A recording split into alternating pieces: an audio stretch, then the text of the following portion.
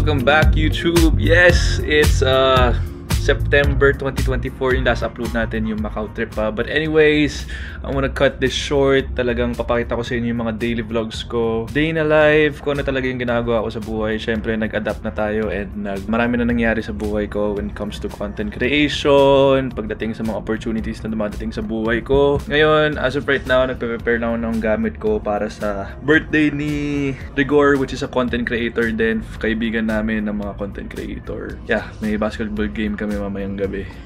As of right now, kakatapos ko lang mag-content kaya medyo magulo pa ang kwarto. Ayan. Tapos, yun lang. Naka-outfit check na rin tayo para mamaya. Yan na, Calvin Cambridge tayo or yung Like Mike. Kung kilala niyo yung Like Mike na movie. Ito yung jersey na sinuot niya. LA Knights. Tapos, na-OC pa ako sa mga hanger ko.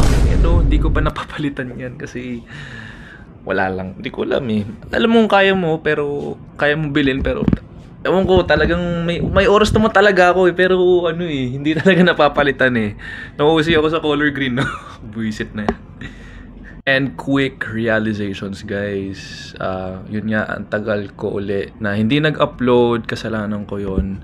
And few days ago lang na-realize ko na ang sarap nga pala mag-vlog. Ipakita ko sa inyo ano yung ginagawa ko sa buhay ko. Kasi syempre, gusto ko makikonnect sa inyo. Gusto ko magkaroon tayo ng mutual connection, kayo mga viewers ko, and gusto ko ma-enjoy niyo yung journey ko papunta sa goal natin sa buhay, which is to inspire everyone pagdating sa pagkakaroon ng confidence, sarili, which is yun talaga kasi ginagawa ko, yung grooming, fashion. Kasi sa Pilipinas, guys, ang ganda talaga ng transition pagdating sa fashion ngayon, 2024. Ang dami ng marunong sa fashion, paano sila pumorma, may malinis, may extra sauce talaga sa kanilang mga kasuotan, may mga outfit check na talaga. Kaya natutuwa ako sa Pilipinas, guys, nag-evolve talaga yung fashion natin dito.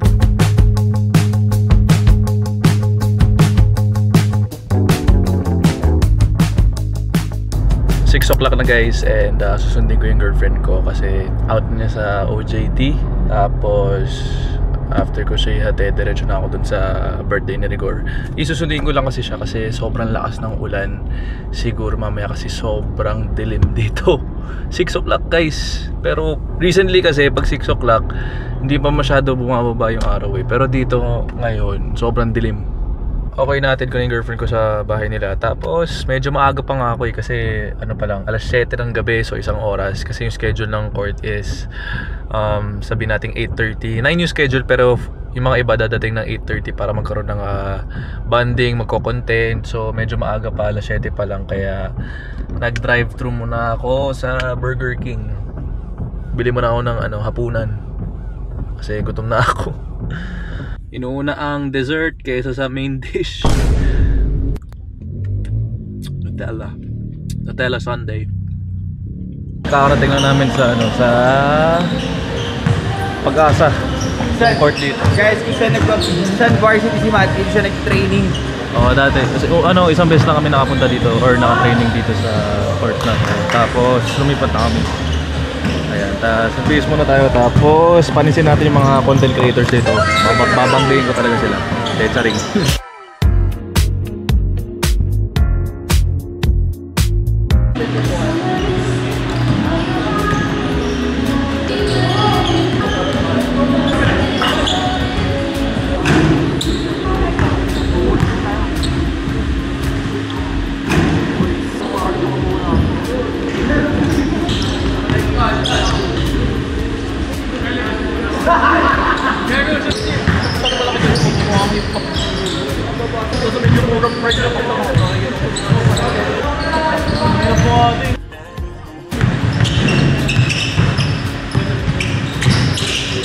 With the broski, the coachy. Kyle, pakita mo yung sugat mo. Hey, ako si Thanos. Sarap. Ay, pag pinatato mo yun, ang ganda niya. Anong balak mo ba dyan? Cover up mo? Trust the pares. Bossing! Knock knock, man! Man! Gagi, man! Salamin. Ano? Mamaya man, mamaya yung ano. Ba't? Salamin man. Pakita pa. Mamaya man, basagan na naman man. Man! Gagi man. May banat ka ba? May banat ka ba? Basag ako ngayon man. Yan ba yung pinangalo mo sa ano? May mic Sa- on search. Oo, clear yan. Yan. Usap kami. Yan yung pinangalo mo sa search.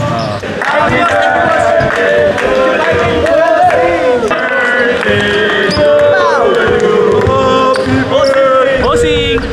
Hello guys, kahapon or kagabi hindi na ako nakapag-outro after nung basketball game or yung papawis namin sa May Pag-asa kasi the moment na pagpasok ko dito naligo tapos natulog na agad ako kasi talagang napagod ako sa basketball kahapon. Ngayon, nakaporma tayo ngayon guys kasi pupunta ako sa BGC mamaya para mag-meeting kami ng business partner ko sa Matt and Ruff yan para sa mga next plans namin sa negosyo namin. Kung di nyo alam yung yung Matt and Ruff guys, yan lalagay ko na lang sa screen. Clothing brand namin yan, bags, cap, meron kaming shirts din yan. It's been 1 year and 4 or 5 months already. Outfit check muna tayo guys bago tayo umalis. So ito guys, yung top natin, Nike X Stussy collab, Nike X Stussy, tas Jorts galing sa Rich Boys. Tas yung nakuha kong sapatos sa Atmos Philippines, itong Nike Shox or sapatos ni Vince Carter dati. Tapos tong sombrero natin nakuha ko sa Beverly Hills nung pumunta ako sa sa Amerika. Wala guys, kahit sobrang lakas ng ulan, talagang tutuloy namin tong lakad namin business partner ko. Kailangan talaga negosyo Charing lang guys yung outfit check ko kanina. Nagbalit ako kasi mas bet ko yung naka-pants ako tsaka naka-black shirt. Kasi first time ko rin magsuot ng two-tone na sombrero sa labas ng ganito. Parang Chris Brown vibes. More like black kasi yung bet ko kasi mas versatile yung black. Ngayon naka two-tone tayo para kahit paano may contrast yung suot natin. So mag-fit check tayo mamaya sa mall. Kasi pupunta ako sa Opus Mall. Bagong mall siya dito sa Manila. Located siya sa malapit sa Eastwood kasi may pupuntahan kaming event which is Anta. So Anta shoes, yung kay Kyrie, Klay Thompson, ganun. Ito dito ako sa event na nasa ground floor siya. Akala ko yung event nasa taas dito. Kaya akala ko ang konti ng tao. Pagdating ko sa baba, parang spotlight yung nangyari. Parang nakatingin sila sa taas pag ganun kasi may escalator pa baba. So medyo nakakahiya. Dito sa department store, naka-assign kami dito ng isang content creator, Anta. Yung ibang content creators, naka-assign din sa ibang brands like Rustans, may mga Levi's, may Saucony, New Balance, iba-iba talaga. Kaya maraming content creators dito sa event na to. So kaming dalawa, naka-assign kami sa Anta, kaya nagsushoot kami dito as of the moment. Ewan ko naririnig nyo ako sa camera, pero yun ang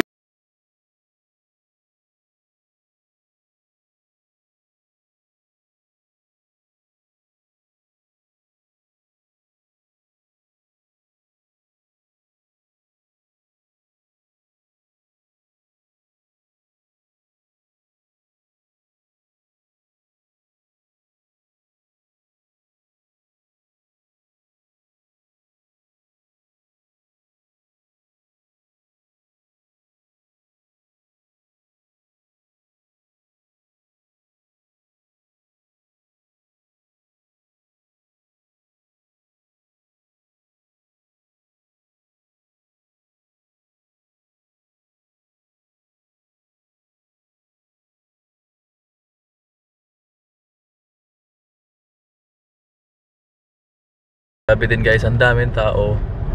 Sobrang daming tao sa event na yun. From clients, brands, marketing team, influencers, content creators, lahat ng medyo naubos yung social battery ko. Pero yung good thing or great thing dito sa mall na to, siya yung magiging uprising mall dito sa Manila. Sobrang ganda talaga, as in kung nakapasok, kung pupuntahan nyo tong mall na to, para kayo na sa ibang bansa, as in masasabi ko na lang para siyang Macau. Kasi nakapunta akong Macau, may pinuntahan kaming mall, ganyan din yung itsura niya, as in. And guys, dito nagtatapos yung vlog natin. I hope you enjoyed this mini vlog, day in a life, and abangan nyo pa yung mga ibang videos na i-upload ko next week. Don't forget to subscribe and push that notif bell, and yeah, see you soon.